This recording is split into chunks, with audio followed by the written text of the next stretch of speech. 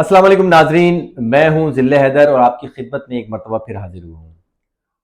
Issue کچھ تھوڑا سا سینسٹیو ہے، تھوڑا سا پیچھے سے ہم شروع کرتے ہیں اور تاریخ کے میں جاتے ہیں اور یاد کرتے ہیں 2017۔ 2017 کا سن تھا اور گلستان جوہر کا علاقہ تھا، جب وہاں پہ تنہا سفر کرنے والی خواتین جو گھروں سے اسکول جا رہی ہوتی تھیں، کالج جا رہی ہوتی تھیں، یا گھروں میں کام کرنے والی لیڈیز تھیں، ان پہ حملے ہوتے تھے۔ ایک نامعلوم شخص آتا تھا جو کہ موٹر سائیکل پہ سوار ہوتا تھا، آ کے ان کو چھری سے جنسی تشدد کا نشانہ بناتا تھا اور بآسانی فرار ہو جاتا تھا۔ ایک واقعہ ہوا، پولیس اسے گرفتار کرنے میں ناکام رہی۔ دوسرا واقعہ ہوا اور پھر اس طرح کے واقعات گلستان جوہر میں ہی بڑھتے چلے گئے۔ کبھی فلیٹس کی لفٹ پہ یہ واقعہ پیش آتا تھا، تو کبھی کسی مارکیٹ میں، تو کبھی سنسان گلی میں یہ واقعہ پیش آتا تھا، اور تھا ایک ہی جنسی درندہ جو کہ موٹر سائیکل پہ سوار ہو کے آتا تھا اور چھریوں کے وار سے معصوم خواتین کو تشدد کا نشانہ بنا کے فرار ہو جاتا تھا۔ کئی برسوں تک پولیس نے جو ہے اس کی انویسٹیگیشن کی، لیکن اس کو گرفتار کرنے میں ناکام رہی۔ کئی واقعات گزرنے کے بعد معمہ آج تک اتنے سال گزرنے کے بعد حل نہیں ہو سکا۔ وہ شخص کون تھا، وہ جنسی درندہ کون تھا، وہ چھلاوا کون تھا، کہاں سے آتا تھا، کہاں چلا جاتا تھا، اس کا نام کیا تھا، اس کا کام کیا تھا، اس کا مقصد کیا تھا، اس قسم کے اب تک جو ہے وہ ہماری پولیس جو ہے اس کو معلومات حاصل کرنے میں ناکام رہی ہے۔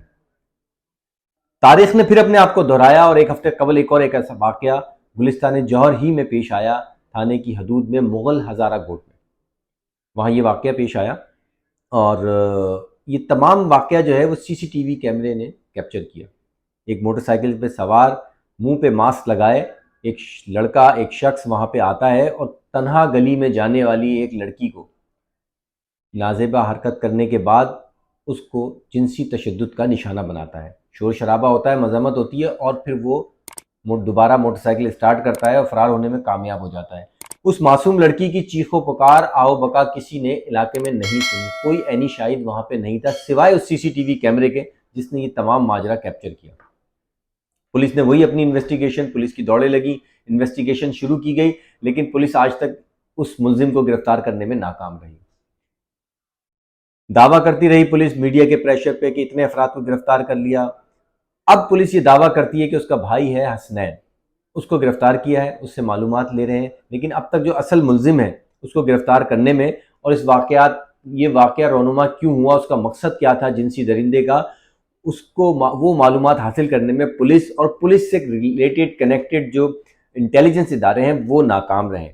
اب تک نہیں، شاید وہ کسی دوسرے واقعے کا انتظار کر رہے ہوں کہ ایک اور اس طرح کا واقعہ پیش آئے اور پھر پے در پہ واقعات پیش آئیں اور چھری مار گروپ کی طرح یہ بھی واقعات ہونے کے بعد یہ فائلوں میں بند ہو جائے۔ سوال یہ پیدا ہوتا ہے کہ اتنا زیادہ انویسٹیگیشن کا بجٹ لینے والی سندھ پولیس اب تک یہ کیس سالو کرنے میں کیوں ناکام رہی؟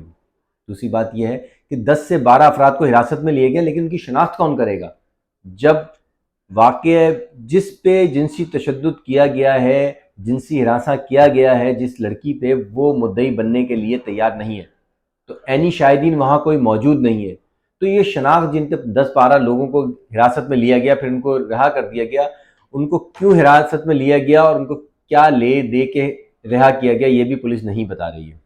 بہرحال دیکھنا یہ ہے کہ پولیس کب تک اپنے مقصد میں کامیاب ہوتی ہے، کب تک یہ بلائنڈ جو کیس ہے اس کو سالو کرنے میں کامیاب ہوتی ہے، یا پھر کسی دوسرے اور کسی نئے واقعے کا انتظار کر رہی ہے۔ سوال یہ بھی پیدا ہوتا ہے کہ اس طرح کے واقعات آخر گلستان جوہر میں ہوتے ہی کیوں ہیں؟ آخر پولیس ان کو گرفتار کرنے میں کامیاب کیوں نہیں ہو پاتی ہے؟ کیا یہ کوئی خاص گروپ ہے؟ کیا ان کے پیچھے کسی سیاسی جماعت کا شیلٹر ہے؟ ان کا مقصد کیا ہے؟ یا ان کا مقصد صرف یہ ہے کہ معصوم لڑکیوں کو اور خواتین کو جنسی تشدد اور جنسی ہراساں کیا جائے؟